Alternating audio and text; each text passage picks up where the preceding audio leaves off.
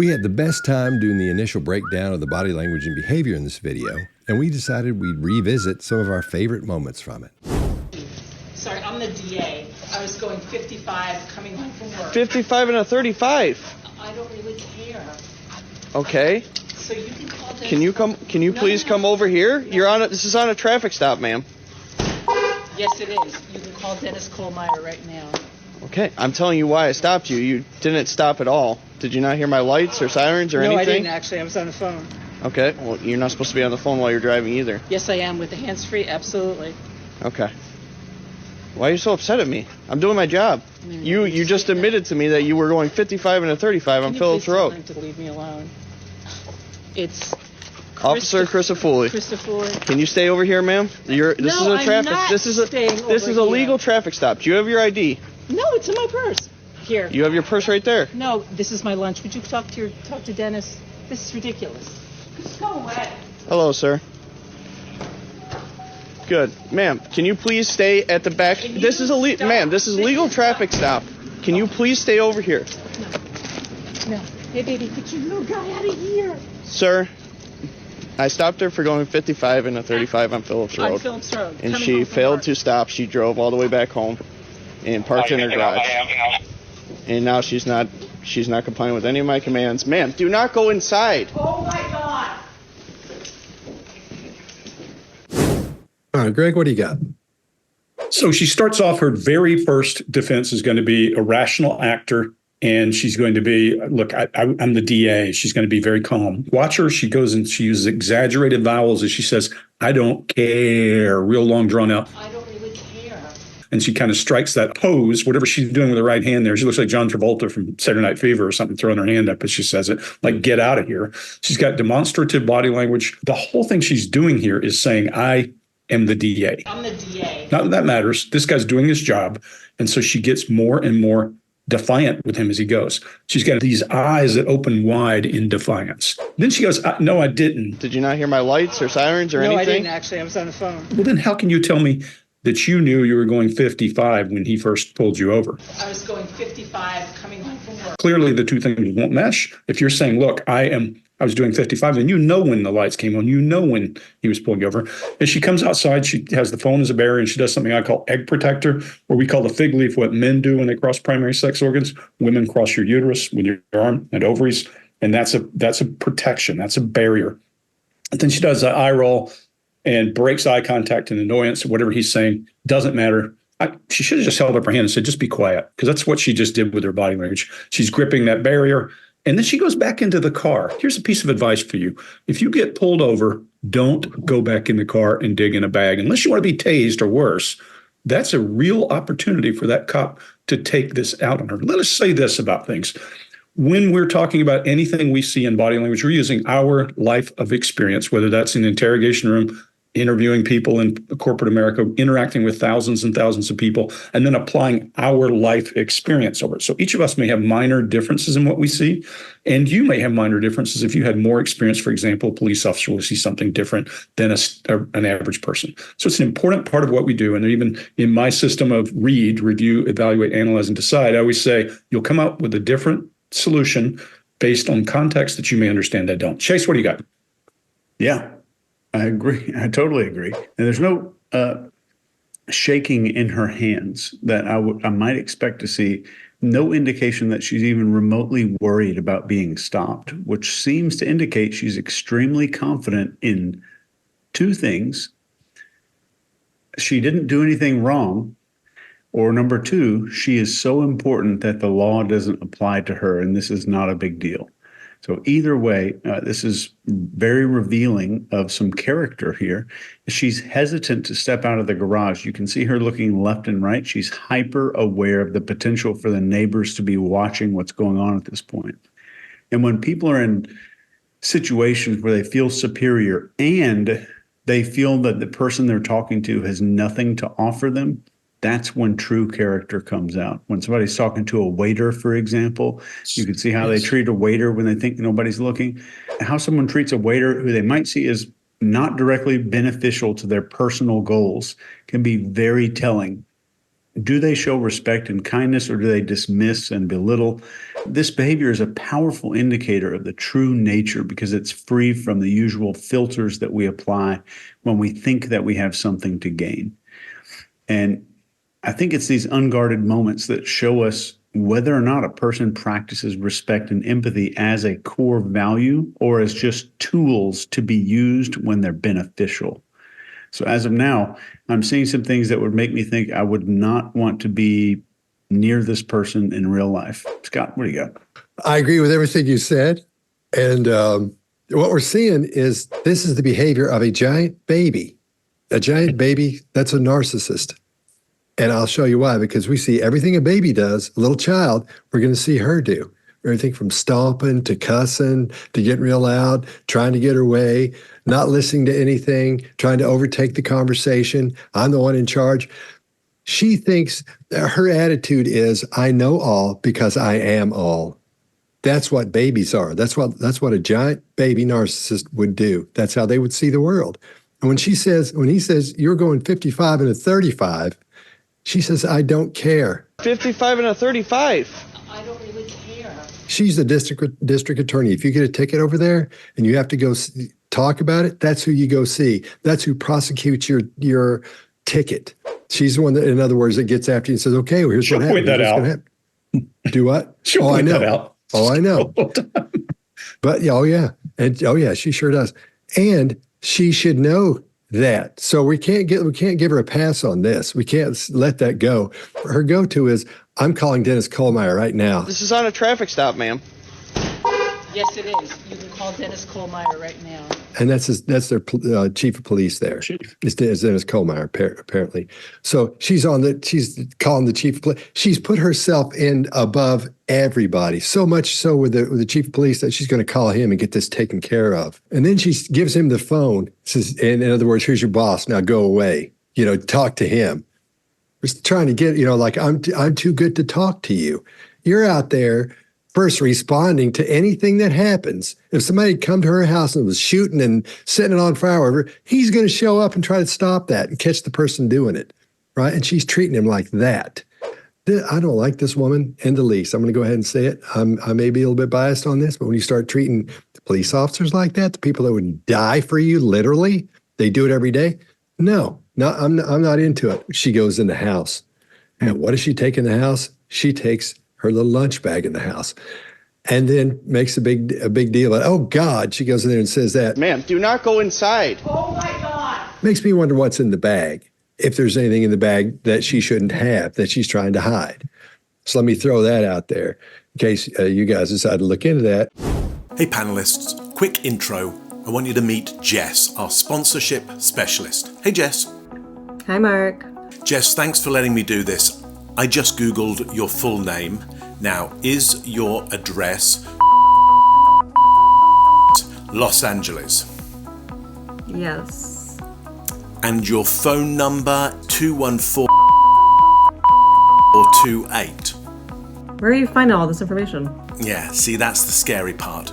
Your personal info, address, phone, email is out there for anyone to find. All I did was just Google search, and it's not a hack.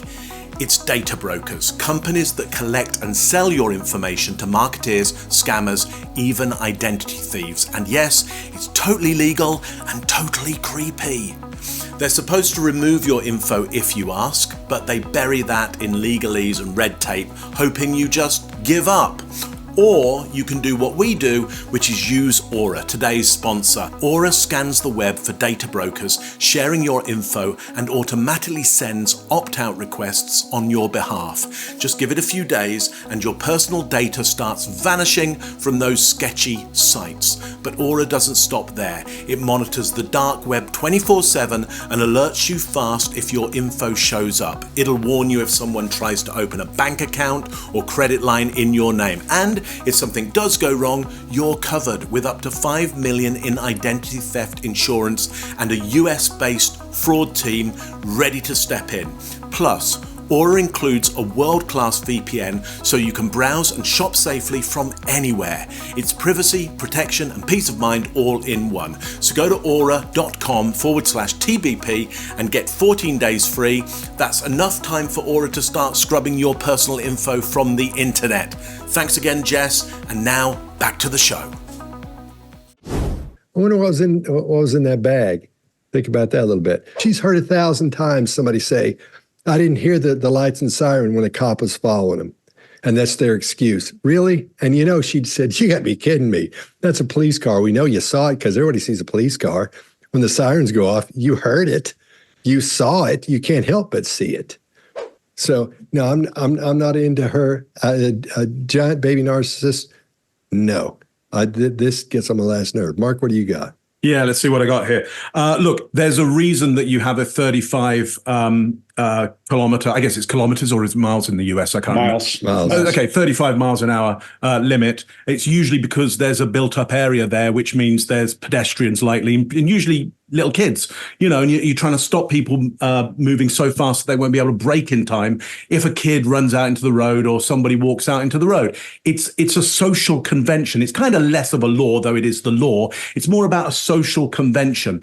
And what that's trying to do is save other people's lives. So saying like, I don't care. I don't really care. That means you don't care about other people's lives. Essentially, you don't care about that 20 miles an hour more that is designed to stop other people being killed. It's not trying to curtail your liberty in any way. It's trying to save other people. It's a social convention. And some social conventions if you're part of society, you have to join in with, understanding it's not trying to limit me. It's trying to help other people. I'm not just me on my own. I'm a part of society. I'm a part of a group. Unless you don't think you're part of society and you don't think you're part of a group, and that would be antisocial. And let's come to that in a moment, because we've got somebody uncompliant, irate, maybe irrational, potentially completely unreasonable here. Now, why is that? It could be emotion. Could be emotion. And if it is emotion, that's most likely to change or wear off over about 10 minutes because it's heightened emotion. It can't sustain for very, very long. The person isn't used to having that level of uncompliance, irrationality, or unreasonableness. So it'll transform into somebody else, or something else, or it'll wear off. Let's see if that happens. Could be drugs or alcohol. That can do the same thing to people. We can check out whether it's any of that. It could be what we call an affective disorder, which means it's kind of like an emotion, but it's with them forever. Or it could be a mood. So a mood would come before affective disorder. They're in a bit of a mood at the moment, though quite irrational for a level of mood. Could be affective disorder, though, which means it could be lasting for months or years at a time. Or it could be, as you're suggesting there, Scott, a personality disorder. And from what I'm seeing in terms of not agreeing with the usual moves of society, an antisocial personality disorder, to which narcissism would actually fit in with, as I understand it. So, could be a very fair comment there, Scott, from what I see. Now, here's what I see in the body language. We get this lip retraction here and pressed together just before she brings the phone to her mouth. That's anger. For sure. In my book, that's literally in some of my books, that's anger. And I think over time, we're going to see some of the other indicators of that. So, Greg, I think to your point that she is, to some extent kind of put together at the moment, though still irrational and uncompliant, she's kind of put together. We're starting to see the emotion start to creep out. How much will it escalate during this? That's going to be interesting, but certainly something really quite antisocial going on here, which is interesting for somebody who has a job which is a social job. The DA is an important part of society. So this could get quite ironic, I can see. Sorry, I'm the DA. I was going 55 coming home from work. 55 and a 35. I don't really care. Okay. So you can call Dennis. Can you please come over here? This is on a traffic stop, ma'am. Yes, it is. You can call Dennis Kohlmeyer right now. Okay, I'm telling you why I stopped you. You didn't stop at all. Did you not hear my lights or sirens or anything? No, I didn't actually. I was on the phone. Okay, well, you're not supposed to be on the phone while you're driving either. Yes, I am with the hands-free. Absolutely. Okay. Why are you so upset at me? I'm doing my job. You just admitted to me that you were going 55 and a 35 on Phillips Road. Can you please tell him to leave me alone? It's Officer Christopher. Can you stay over here, ma'am? This is a traffic. This is a legal traffic stop. Do you have your ID? No, it's in my purse. Here. You have your purse right there. No, this is my lunch. Would you talk to Dennis? This is ridiculous. Just go away. Hello, sir. Good, ma'am. Can you please stay at the back? This is legal traffic stop. Can you please stay over here? No. Hey, baby, get your little guy out of here. Sir, I stopped her for going 55 and a 35 on Phillips Road. On Phillips Road. And she failed to stop. She drove all the way back home and parked in her garage. And now she's not complying with any of my commands. Ma'am, do not go inside. Oh my God. Sorry? No, he's going to. It's in my other bag. Oh, okay. He's grabbing it now. Okay, how long have you been working for the Salvation Army? Sorry? How long have you been working off duty for the Salvation Army? I'm here almost every other week. Every other week? Yeah, Okay. and then I also work down at the KRM. Okay. And what's your full name? Mezzy Scaletta, M-E-Z-Z-Y, That's your- S-C-A-L-E-T-T-A. So your first name is Mezzy? M-E-Z-Z-Y, correct. Hey, man. Yeah, it's going to be the green bag. And it's got my wallet with the credentials and everything on the side of it. And no, upstairs. Yeah. My bad. My apologies. Thank you. Sarge, can you stay over here? Please grab it. All right, I'll see you in a minute. Is it a loaded firearm that you have with you, Mr. Scaletta? Correct. Okay, can you put your hands on the car, please?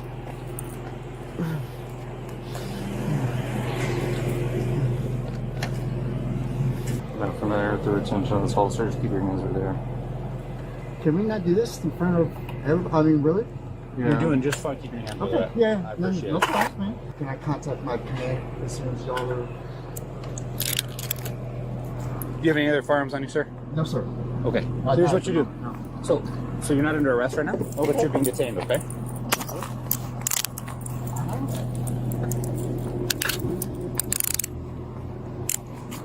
And so... His credentials? Okay. In the front. What agency did you say you were with? Edmonds? You're with Edmonds. Edmonds, yes. Okay. Okay. You understand you're just being detained right now? I understand the whole process. Yes, I did. Okay. All right, Greg, what do you got? Yeah, here's one rule for you. If you're going to impersonate somebody, stay away from the people you're impersonating because they'll have jargon and tools and language you don't. You guys, and even those of you who have interrogated, if I dropped you in a JIF, a joint interrogation facility, and you're not an intelligence interrogator, you'll get exposed as pretending because you know how interrogation works, but you don't know how that interrogation works. You don't know that cycle, you don't know that language, and you would feel out of place. Well, you don't usually go hang around those people. Anybody, I don't care what it is you do. If you're a nurse, when you watch a show about nurses, you're like, yeah, this is BS. This is not how it works. None of us ever work well with there. If you think about the SEER thing, when I can tell who's been through SEER and who worked there based on the language they use, how they felt versus what we know is going on. And there's a reason that people get busted for stolen valor every day. Those stolen valor people are too stupid to stay away from people who recognize them. So they'll have like combat patches on the wrong shoulder. They'll have all kinds of stuff that's weird and things that they'll say I was in 5th group and point to the wrong shoulder. They'll have tabs over tabs over tabs, things that don't make any sense, but any of us can read through it. So it's just really important when you're dealing with these kind of people that if you're going to pretend to be one of them, you do a whole lot of homework, and you can't do enough homework to usually shake it out. So the first indicator for me, the guy has no idea what he is doing is, what does he say when he doesn't understand? Sorry. Cops talk a specific way, and you might find a cop who says sorry, but most of the time they're going to say something like say again, or could you repeat that? As Army guys, we never say repeat because that means shoot to the same place over and over and over. So we say again. But there's always a simple jargon, a way of carriage, and the way these people move and all of that. He's probably heard some of that, whether he's at a bar, at the diner, or somewhere and overheard cops and picked some of it up or done some research. But I've never seen a guy go sorry. I love one of the things I always say to people, if you're really, really stressed, learn from horses. Horses go, and blow out air when they're feeling stressed. He does a horse stress relief. How long have you been working off duty for the Salvation Army? I love it. It's funny to watch. And, there's so much in here. I could go on and on and on. There's so much garbage in here in so many places. It looks like a caricature of a cop that these guys are all over him. And then when the cop asks him, do you have any other firearms? Do you have any other firearms on you, sir? No, sir. Okay. How many cops do you know who would say no? Just not the way they mostly work. Scott, I know you know a lot of cops. What would your friends say if you said, do you have any other firearms? Yeah. Say, yeah. Got it. Yeah. But Right there. Trying to find it on them. That's usually the next game that goes on. Their backup. So what do you got? all right. Like you were just saying, what's missing from this is his inability to match the vernacular that's going on there. He's not talking like it sounds odd. If you've hung around a bunch of them, it sounds, even just hanging out with him, it sounds weird. You would be like, you watching, you can spot this and say, this guy in the car. It's weirder than that. And his inability to remain calm as well. This is going to be a great lesson in comparing a real cop to a fake cop, because of the way cops stand, the way they carry themselves, and their demeanor as they're dealing with whatever it is they're dealing with. Because this guy looks like he's gacked out of his brain because he can't stand still. He's moving around, shaking, pointing, huge illustrators where normally you just stand there. And if he was actually a cop, he would just be standing there talking to him. He's not saying, do you know so-and-so? Trying to find out what precinct that they're from. Where are you out of? Which precinct? So you'd find out what precincts, so-and-so, or I used to, when I got out of the academy, this, or when I first started working here, that you'd know somebody. All these guys know, if they don't know somebody there, they'll know who that person is, at least one. So they'll be able to say, no, but I know, Ball, and they'll go, I don't know him, but one time he did this. There's always a story that goes with those things as well. So he doesn't know anybody on the police department that he can connect with and say, hey, I know this person. Do you know that person? And his uniform is wrong. It's black. And if you'll look at the comparison when they're standing together, you'll see how big a difference that is. There's a specific color for those uniforms. They vary from department to department, but you can see it's dramatically different with this one. And the pants are different as well. I think he's got on gray pants, so, and depending on the situation, you're not going to see a police officer that's doing what he's doing wearing gray pants like that, So that's another one you can see that's it's not right. It doesn't look right. Another thing that's missing, he doesn't have a taser either. He doesn't have a non-lethal weapon he can use. All the other cops you're going to see, they've all got one. He doesn't have one. And then when he says, you understand you're being detained, he said, I understand the whole process. Yes, I did. There's no need to say that. The guy would say, you understand you're being detained, right? And you go, yeah, that would be it. But that's not what we're seeing. He's not accepting the what's happening to him. He's not accepting it the way a normal police officer would once he realizes what's going on is a mistake. And he would just calm down and go, okay, we can hang out. And then he would talk to him while they were going through following the protocol of arresting him or, detaining him. So all that looks iffy. You can feel it when you see it. And that's why, because there's a lot of things that aren't going on there that should be, and a lot of things that are going on that shouldn't be. Mark, what do you got? Yeah, so this is interesting for me in terms of what does the brain need to see in order to feel like it's getting the real thing. And that's why, I don't know what the laws are in the US, but certainly the laws for IPO, impersonating a police officer, are pretty strict in the UK. In fact, you're not even allowed to carry a uniform. Just having one in your hand is like that. You're not allowed to do that. Carrying with intent of impersonating a police officer is a whole other level as well. Wearing the uniform. Now, why might that be? Because I never told anybody I never said I'm a police officer. I'm just wearing the uniform. Well, it's the minimal specifications for most people, especially the public, to go, well, you're a police officer and therefore you have power of some sort. I mean, it's interesting from a psychological point of view. What kind of power is this person trying to get? What power don't they have, in their everyday life? What power are they looking to have that they can't get any other way than placing this police uniform on? Now, in order to, let's say, con another police officer, what you'd need is the minimum specifications, the min spec for what that other officer needs to see or hear to quickly make a decision, you're the real thing. and then you deliver that, and then you'd get the hell out. Okay, because you can't be around for very, very long, because you're going to have to give more specifications and more specifications and more specifications. But he doesn't even have the minimal specifications for this. Already this officer, likely because of the questioning that we're hearing, is likely going, yeah, you haven't given me any minimal specifications for you are who you're presenting yourself as. By the way, Greg, I love the horse exhale. That's at a Jim Carrey level. So he's already at a Jim Carrey level of performance here. And then we've got this blinking that goes on, and then a big, long eye close when he's talking about his first name being Mezzy, M-E-Z-Z-Y. Mezzy, Scaletta, M-E-Z-Z-Y. The officer going, you what? Your first name is Mezzy? So there's already something wrong with the name around here. Already something kind of almost pseudonym going on here.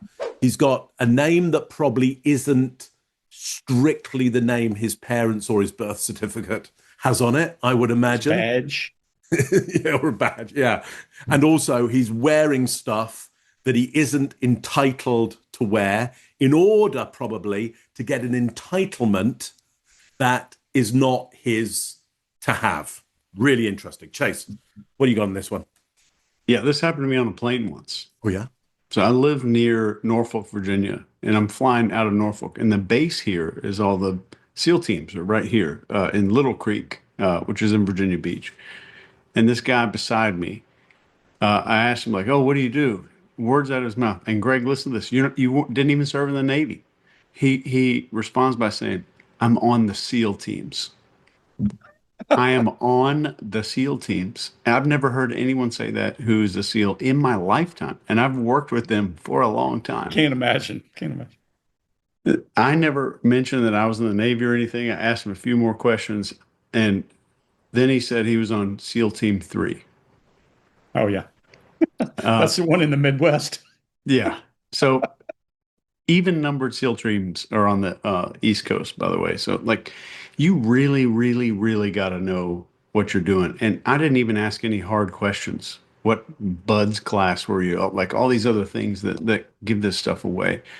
But what this reminds me of is this movie, Catch Me If You Can. Mm-hmm. This guy, Frank Abagnale, in the movie, he pretends to be a lawyer and a surgeon and a pilot and all this other stuff. And he tricks the head FBI guy, who's played by Tom Hanks. And he tricks him with a wallet full of receipts and kind of pretends like it's some kind of a badge. The difference is, Mark, to what you were talking about with this minimum thing, is confidence. And we don't see any of that here. There's rapid movement, and there's a sound or something, and there's rapid orientation. That's what we call orientation. There's rapid speech. This is not how police deal with one another. It's not how military guys deal with one another. Even if you're in trouble or something like that, this is not how this looks. As I'm watching this morning, there's a 5-part theory for why I think people do this so often. They buy all the gear, they wear it around town like this. And it's just like, I want to be cool. So I'm going to, instead of me like sprinting my ass off and learning to run 20 miles in the sand and all this other stuff, I could just go buy the little cool body armor. I could go, get the little helmet or buy some night vision goggles or whatever. This is interesting. But I'm going to cover a huge piece of this in each clip that I think is relevant. And first one is significance. When somebody pretends to be a cop, what they're really after, in my estimation, isn't control. It's usually significance. So the badge becomes this little shortcut to getting some kind of meaning in your life. So for a few minutes of your life, people are going to move out of your way. They're going to look at you like you're somebody. And this little hit of significance hits harder than drugs for some of these people. And it's not about tricking other people, in my estimation. I think all of this stems down to escaping maybe a pain of being invisible or unimportant or insignificant. So for some of these people, the uniform is the only time that they get to feel seen or respected. Sorry? No, he's going to, it's in my other bag. Oh, okay. He's grabbing it now. Okay, how long have you been working for the Salvation Army? Sorry? How long have you been working off duty for the Salvation Army? I'm here almost every other week. Every other week? Yeah, and then I also work down at the KRM. Okay. And what's your full name? Mezzy Scaletta, M-E-Z-Z-Y, That's your- S-C-A-L-E-T-T-A. So your first name is Mezzy? M-E-Z-Z-Y, correct. Hey, man. Yeah, it's going to be the greenback. And it's got my wallet with the credentials and everything on the side of it. And no, upstairs. Yeah. My bad. My apologies. Thank you. Sarge, can you stay over here? Please grab it. All right, I'll see you in a minute. Is it a loaded firearm that you have with you, Mr. Scaletta? Correct. Okay, can you put your hands on the car, please?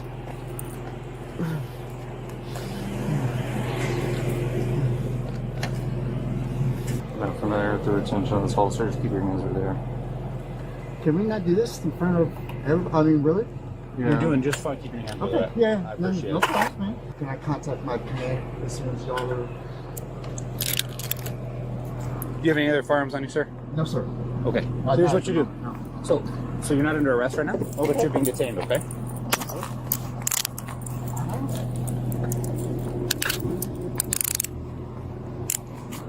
And so, His credentials? Okay. in the front, What agency did you say you were with? Edmonds? You're with Edmonds. Edmonds, yes. Okay. Okay. You understand you're just being detained right now? I understand the whole process. Yes, I do. Okay. Amazing. Thanks, guys. What's that? I said thank you, guys. No, you need to talk to us real quick. Okay. Well, let me, Right.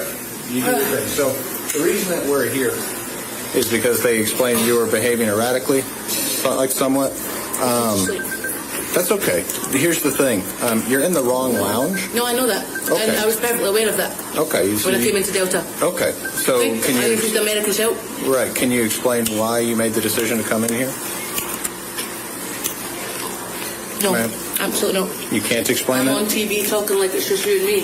I can't do that when I'm famous. It's not TV. Okay? So No, guys, you really need to help. I'm trying to help. Okay? I So don't we have need my to get Gucci you. sunglasses We on. need to get you out of the Delta Sky Club. Okay, thank you. Let's do it. All right, let's go. Let's do it. Do you know what gate you're at? Because I can put my pictures over if necessary. Do you know what gate you're at? Oh, yeah, B11. B11? All right. We'll see if we can get you over there. Do you have anything that's with you? Like carry on? No, absolutely not.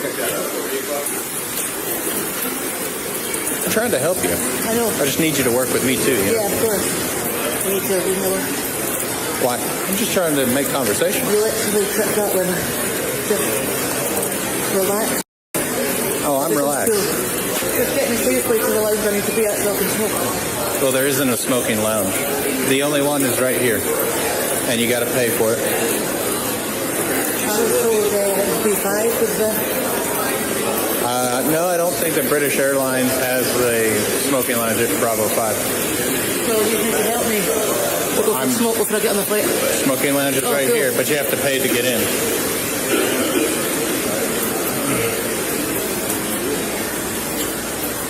$10, please. I don't have $10. We're waiting on the cashier. Okay, cool.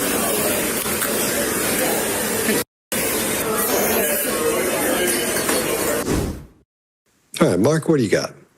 Yeah, listen, once again, the officers here, like zero escalation on this. They've got, wouldn't be where I'd be right now, but then that's probably why I'm not an officer. So yeah, it's already pretty intolerable what is happening here for most people. They're keeping super calm, which is great, especially with some of the sounds she's producing. Now, she's from Scotland, so we got a Scottish accent there. I would place it somewhere up higher in Scotland, like Inverness or something like that for me. So, because it's a bit of a mixture. There's sometimes a bit of Edinburgh and a bit of Glasgow, and then some... Show us the differences. Show us some of the differences, Mark. Oh, well...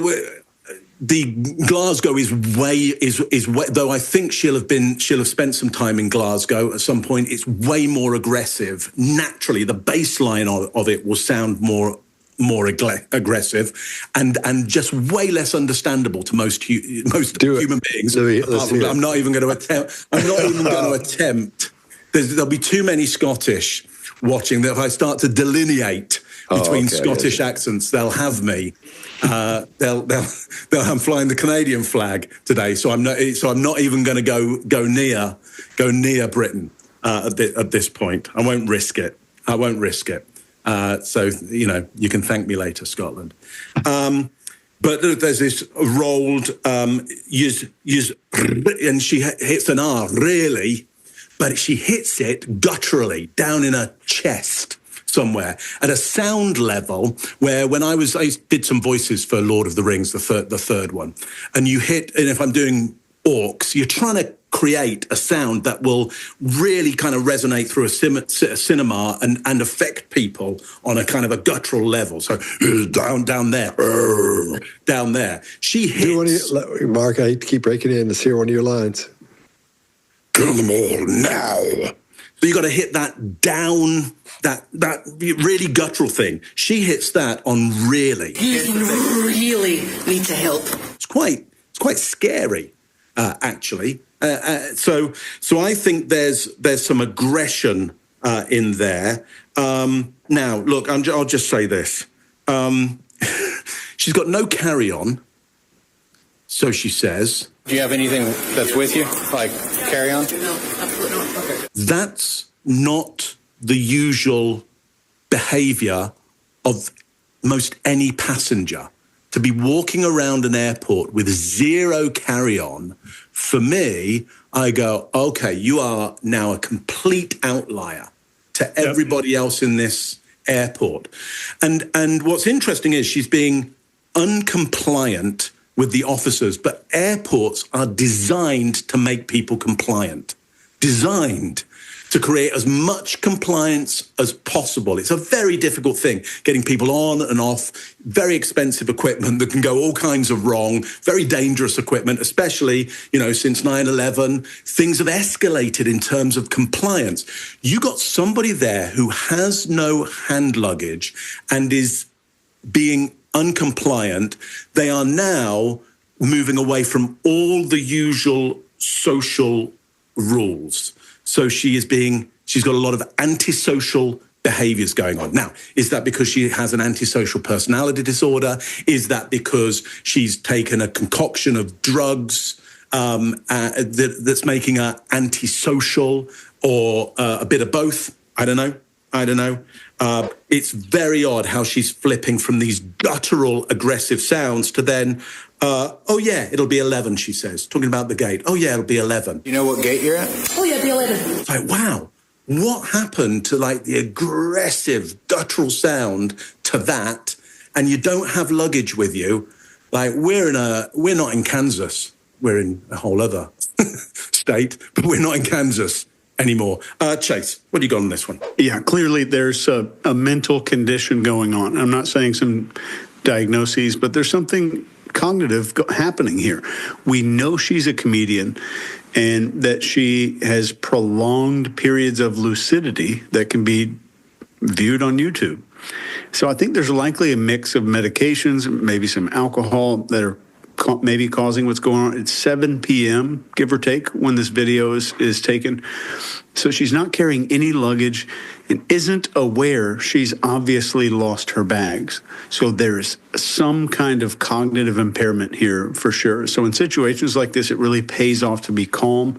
And these officers are doing an incredible job at keeping the situation just under control. It is just really unfortunate. And she may have taken some meds or something like that. Maybe that she hasn't ever mixed together before. But I'm just curious why the officer hears her say she has no carry-on and luggage and it's not a big deal to him. Maybe it is. Do you have anything that's with you, like carry-on? No, absolutely not. Okay. But there's no way that she's traveling with a passport, a vape, and a phone. So she's got to have bags somewhere. And the fact that she's not mentioning them or talking about needing to go get them in another area is a solid indicator to me that she's going through some cognitive impairment here. And at the end, she's asking the police officer for money. $10, please. I don't think that's some kind of crazy entitlement. I think she's not comprehending the situation. I think her brain is only processing the present moment just by itself. And the lack of feeling in control, lack of familiarity, is a very common reaction to that cognitive impairment. The officer is a 10 on the maturity and professionalism scale here. That's super impressive. Greg, what do you got? Yeah, let's talk about asymmetric behavior right out of the gate, because that disarms people. Someone's yelling at you and you don't yell back, things typically die off. There's a whole extinction of behavior occurs. And this guy's, I agree with you 100%. They're 10 out of 10 on this chase. Another interesting thing, you don't need really exotic chemicals to get to this point. When I was in Arlington, everybody's hand chosen, and we're all hand chosen based on height and weight. That was pretty much what we would always say. We had a guy in the office who was kind of squirrely, little odd, and there's a place really close to Arlington called Arlington Hall Station. And if you're an intel asset, you would know that's where the headquarters of INSCOM was located. The place you don't want to go get drunk and do something stupid. Well, this guy did. We got really, really stupidly drunk. And we all know, if you've been drunk a few times, and I think most of us have, your brain can start to make connections between things that don't have any connection. This guy ended up getting in real trouble. The best part of the whole thing was they wouldn't let him smoke. It reminds me of her. They wouldn't let him smoke, and he melted down and started demanding from cops and all this, the MPs. And finally they said, you can't smoke in the building. He said, chain me to a car out front. So his brain is finding solutions, hers does too, finds solutions to problems that aren't real and doesn't solve the real ones. The funniest part of the whole thing is I remember they brought this little envelope over to us. We kept our hair shaved on the side, something called a high and tight, and just hair on the top. You could have it pretty moppy there. This envelope had hands full of hair he had pulled out when they wouldn't let him smoke outside. So they finally did chain him up outside and let him smoke on a car. Just like this person, he's making all kinds of bad assumptions. If she has any idea of threat assessment, you can't tell it. That defiant chin up as she looks directly into his eyes, an invasion of his physical space, that's not a real healthy thing to do. That takes a hell of a lot of constraint on his part, and he does a great job. And then she's got a furrow in her brow, and then she stares into that body cam, and that's why you know she has some kind of capability to connect real world. She's not in some wild out there location. So we know she has the capability to connect real world. One thing that we'll point out is halfway through this video, they leave, go away, and then get called back because she's done so much stupid stuff. I just say, if you get to this point and you're dealing with somebody and it's you individually, try some asymmetric behavior, try to calm things down. But realistically, when you got a person who's firing on two different tracks this way, you're probably not going to get anything good to come out of it. And I don't think we're going to see anything good come out of her. Scott, what do you got? Yeah, I agree. And her demeanor, when she's like, thanks, guys. Okay. Amazing. Thanks, guys. What's that? I said thank you, guys. Has that office manager energy. They're saying something that's not really real. It's kind of fake sound. It's not sincere, but they're just saying, yeah, thanks, guys, and moving on, not even thinking about it because they know they have to say that. So I think she's completely removed from any type of reality at all here. So, and again, like you guys have already brought up, it's odd she doesn't have a purse with her. Isn't talking about it and say, I gotta go get my purse, I gotta get my bag, I gotta get or she doesn't have a purse, whatever it is. Doesn't have anything to put all of her stuff in. And she's walking around the airport with a bunch of stuff in her hands. It's just weird. But these guys, I think, know right out of the gate. Nashville, I'm going to brag on them. Nashville police officers, man, it's a whole other scene. They're so pro. You know how in South Carolina the troopers are the ones you want to watch out for over there because they're the toughest. So in Nashville, these guys are the most pro. I mean, LA's look good. You get over there and everybody looks like a model walking around. Most of them, from a movie or something. But these guys are all everybody's. It's just top that I'm telling you. Some of my best friends in the world are at MPD, and they're great. They're top of the line, trained, everything. Trust me, they're awesome. And then when she lets go, that thing where she says she's famous, if she lets them know she's famous, when she says I'm famous. I'm on TV talking like it's just you and me. I can't do that when I'm famous. It's just, that's why I think it's edibles, man. I think she just blasted out of her brain. Her arms aren't real close to her torso. She's doing nothing that says I'm afraid. The chin's up. She's moving around pretty quick. she's not protecting herself in any way, so she's not afraid. So that whole fear thing is gone. Her ego is wide open there, so I agree with you, Mark. It might be some kind of psychological thing as well, that this is enhancing. I mean, everybody's talked about that on here, but I think that's what it is. But when she turns into the little monster for a second, does Mark's Lord of the Rings voice, where she says, you really need to help, like that. I think that's when they said, okay, she's not going anywhere. But you don't see that change in them, because they may have decided that earlier, because we find out in a little while where her bags are, but they don't know that yet. They have no earthly idea where that she even has any or knows where they are. So that's, I think, the point where they said, yeah, she's not good. She's not going anywhere, man. But they don't show it, don't say anything. They just continue to be the pros. What do you say, Greg? Yeah, they actually leave her for 20 minutes and then get called back. I mean, they're that professional. They're just saying, look, if the airline can deal with her, let her go. Yeah. So I don't know. I'm going with edibles. I think she just hit one hard, man. She's in a hole. Okay. Amazing. Thanks, Greg. What's that? I said thank you, guys. No, you need to talk to us real quick. Okay. Well, let me, Right. You do your thing. So the reason that we're here is because they explained you were behaving erratically, somewhat. That's okay. Here's the thing. You're in the wrong lounge. No, I know that. Okay. And I was perfectly aware of that. Okay. When I came into Delta. Okay. So can you... I refused America's help.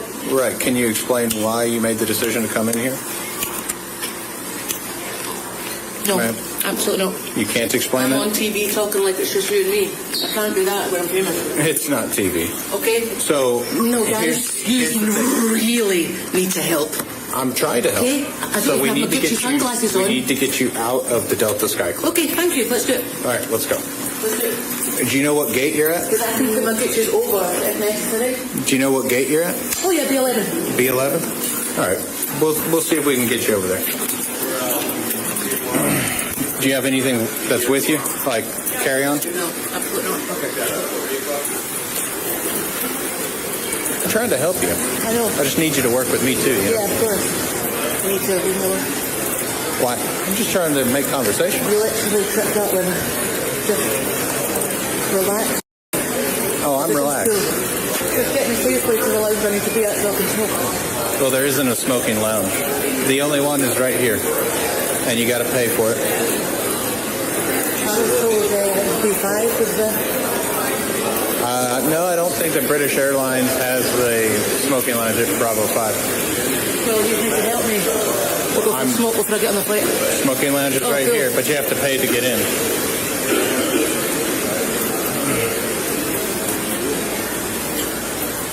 $10, please. I don't have $10. We're waiting on the cashier. Okay, cool.